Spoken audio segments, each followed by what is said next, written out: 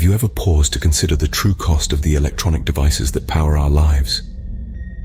Today we pull back the curtain on an issue that is as pervasive as the devices we hold in our hands, yet remains largely hidden from public view. This is the story of cobalt, a vital component in the batteries that power our smartphones, laptops, and electric vehicles. This unassuming metallic element, often overlooked in the grander scheme of our tech-driven world, is the lifeblood of our digital age. But cobalt has a darker side, a side that the glossy screens of our devices don't reveal.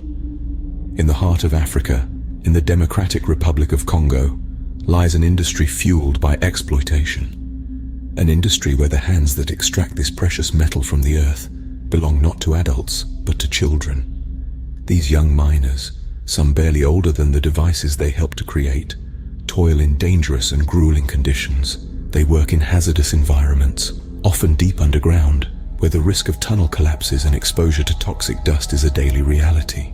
The labor is backbreaking, the wages are minimal, and the cost is their childhood. This is not a story of simple supply and demand. It's a complex web of systemic issues that perpetuate this cycle of child labor: poverty, lack of access to education, and the relentless demand for inexpensive cobalt. In our quest for technological advancement, we must ask ourselves, what is the real price of progress? As we delve deeper into this issue, we'll hear from the families affected, the organizations fighting for change, and the experts who can shed light on the complexities surrounding this industry. Our journey into the heart of the DRC's cobalt mines is not just about exposing a deeply troubling issue, it's a call to action. Behind the sleek exterior of our devices lies a story of hardship and exploitation. It's time we confront the hidden cost of cobalt. Their voices often go unheard, their stories untold. Today, we listen. From the heart of the Democratic Republic of Congo, we hear the voices of those most affected by the cobalt mining industry. The voices of children who, instead of attending school or playing with friends, spend their days laboring in the mines. Their stories offer a raw and poignant look into a world that many of us cannot imagine. Among these voices is 10-year-old Cobalt, who shares how he spends his days sifting through rocks, searching for the precious mineral. His small hands bear the scars of his labor, his eyes the weariness of a childhood lost. "I wish I could go to school," he says, "but my family needs me to work." We also hear from Nia, a 14-year-old girl who has been working in the mine since she was just 9. She speaks of the dangers she faces every day, the risk of tunnel collapse, the threat of injury, the long-term health effects of constant exposure to dust and toxic substances. Yet despite the risks, she must continue to work to help support her family. Their stories are echoed by countless others. Children who are forced to grow up too fast, bearing burdens far too heavy for their young shoulders. Children who dream of a different life, a life where they can learn, play, and just be kids. But for now, those dreams remain out of reach. Yet amidst the hardship and despair, there is resilience. There is the quiet determination of these young miners, who, despite their circumstances, continue to hold on to hope. Their spirit underscores the urgency of addressing this issue, of challenging the systems that allow such exploitation to persist. In their words, we glimpse the harsh reality of a stolen childhood.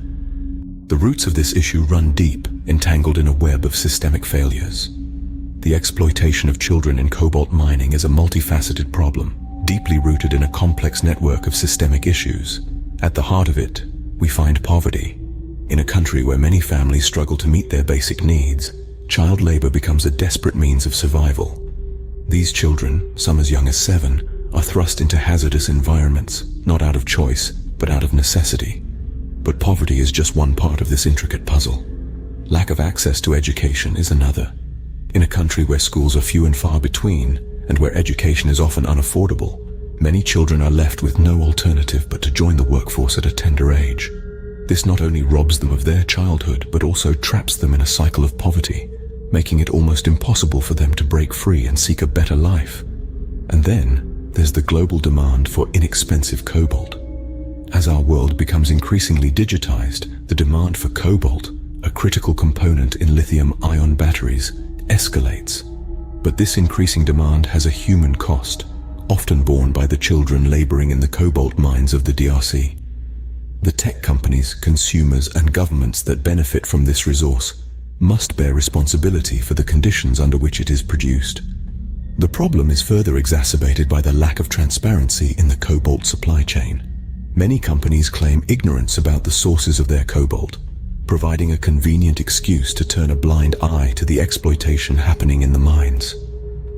As we navigate through these interconnected issues, it becomes abundantly clear that the problem is systemic, reaching far beyond the borders of the DRC. This is a complex issue with no easy solutions, but it's a problem we can no longer afford to ignore. It's time to confront the harsh realities, to question our own complicity, and to demand change. For the sake of the children toiling in the mines, we must take action. The cost of inaction is simply too high. Awareness is the first step towards change. Right now, we're at a critical juncture where knowledge meets action. We've heard from advocacy organizations who tirelessly campaign for ethical sourcing. The responsibility, they stress, lies not just with the tech companies who rely on cobalt for their products, but also with us, the consumers, and the governments that regulate these industries. There's an urgent need for a comprehensive solution to this crisis, one that addresses the systemic issues at its root and safeguards the rights of these children. We can no longer turn a blind eye to the hidden cost of our digital age. We must demand transparency in supply chains, support initiatives that provide education and opportunities for these young miners, and hold corporations accountable for their actions. Our choices have power. Together we can advocate for change, push for responsible sourcing practices, and envision a future where no child is robbed of their potential.